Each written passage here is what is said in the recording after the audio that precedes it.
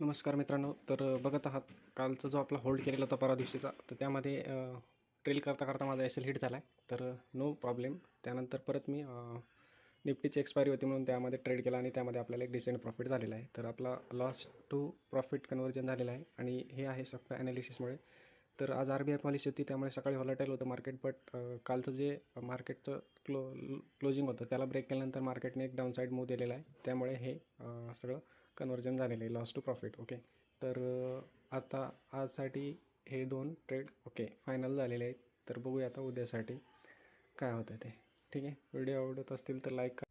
Bank Nifty 3 दिवसापासून एका झोनमध्ये होती आणि त्या झोनला त्यांनी ब्रेक केलं. बघा इथं यस दिसतं आहे, ते इथं बघा 5 तारखेपासून इथून म्हणजे 5 तारखेपासून ते 2 दिवस मार्केट एका रेंजमध्ये होतं आणि त्या रेंजला ज्यावेळेस या ट्रेंड लाईनने ब्रेक केलं त्यावेळेस मार्केटमध्ये एक डाऊन साईड फॉर्म झाला आणि खाली आपण जे सपोर्ट लेवल लावले होते एक्झॅक्ट मार्केट तिथं आले आणि क्लोज झालं.